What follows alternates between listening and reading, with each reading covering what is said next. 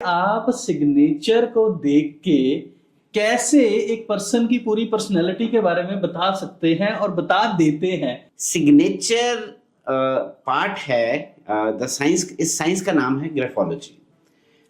Hand writing analysis बोलते हैं। और हैंड राइटिंग एनालिसिस में एक आप जब लिखते हैं जो आपकी हैंड राइटिंग है, और आप एक जो सिग्नेचर करते हैं, सिग्नेचर आपकी पब्लिक इमेज होती है। आप लोगों को कैसे दिखना चाहते हो, हैंड राइटिंग बताती है आप खुद कैसे हो। ये दोनों पार्ट होते हैं। आजकल लोग बोलते हैं कि आज हम करंट टाइम में डिजिटल वर्ल्ड में आगे, हमें लिखा नहीं जाता। अब कोई मेरे से पूछता है इस सब्जेक्ट के बारे में, तो मैं बोलता हूँ कि अच्छा एक काम करते हैं, एक साइन तो आप कर ही सकते हो, आप that is the easiest thing which you can do. Absolutely. तो जैसे ही कोई साइन करता है, and then I speak about कि आप लोगों को इस तरह से दिखना चाहते हो। There are 700 million people on this earth, और कोई सिग्नेचर किसी को सिखाता नहीं है। हम लोग अपने नोटबुक पे क्लास 6-7 ऑनवर्ड अपने सिग्नेचर करते हैं। और मेरे लिए सिग्नेचर, जैसे मेरे सामने कोई सिग्नेचर, कोई पर्सन खड़ा है या कोई मेरे को स्क्रीन पे भी दिखा है, I will be talking about कि आपके ये पर्सनैलिटी ट्रेट है, आप इंटेलेक्चुअल हैं, आप बहुत मिलनसार लग रहे हैं, आप जेनरस हैं, आप एम्बिशियस हैं, आप इंडिपेंडेंट हैं, आपके लिए फैमिली वैल्यूज बहुत इंपॉर्टेंट है, आपका एनर्जी ड्राइव बहुत अच्छा आ रहा है, आप तो लोगों को बताते ही नहीं है अपने बारे में, you are very secretive about, you are very hard on yourself. लोग कहते हैं ऐसे कैसे हो सकता है, मैंने 3 वर्ड लिखे हैं, आपने 6 ट्रेड्स बता दिए। और मैं कहता हूँ कि कोई बात नहीं, आप मेरे को सिर्फ ये बताइए कि आप ऐसे हो कि नहीं हो। तो बोलते बिल्कुल ऐसे हैं जी, आप कैसे बता सकते हो, मैंने तो ऐसा कुछ लिखा नहीं है। ये है क्या अभिषेक, मैं आपको थोड़ा सा इसमें इसकी डेप्थ में बताता हूँ। बिल्कुल बिल्कुल। इसको ना ब्रेन राइटिंग बोलते हैं।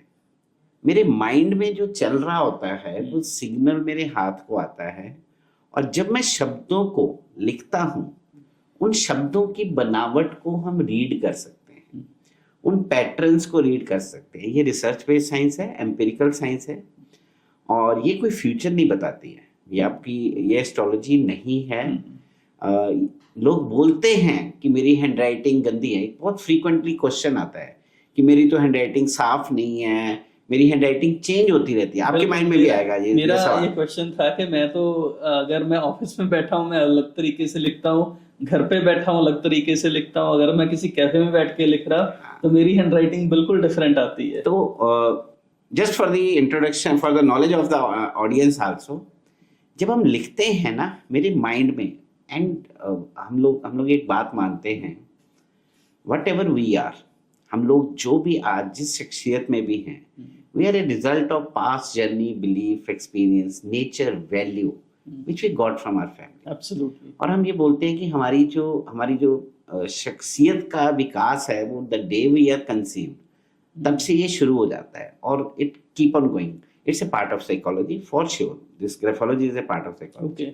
और हमारा शुरू से बिल्टअप कैसा होता है, मेरे को कैसा टच मिला है शुरू से, पेरेंट साइड से, मदर साइड से, कहीं मेरे बचपन में कोई ऐसे इंप्रेशन तो नहीं है, ये धीरे धीरे हैंडराइटिंग में रीड होने शुरू हो जाते हैं। इतना पावरफुल सब्जेक्ट है अभिषेक कि 400+ टाइप ऑफ साइकोलॉजी टेस्ट एक तरफ है। आज साइकोलॉजी टेस्ट जो मल्टीपल साइकोमेट्रिक टेस्ट आते हैं, हालांकि मैं भी यूज करता हूँ उसको एज ए टूल, वहां पे कुछ ना कुछ लिमिटेशंस आ जाती हैं। यहाँ पे तो आपको पता ही नहीं मैं क्या रीड करने वाला हूँ। बिल्कुल। And we have a very, जैसे हर एक साइंस की कुछ एजम्पशंस होती हैं, we do have some assumptions into that, जिसको लिखना ऐसे चाहिए, प्लेन पेपर पे लिखवाते हैं हम।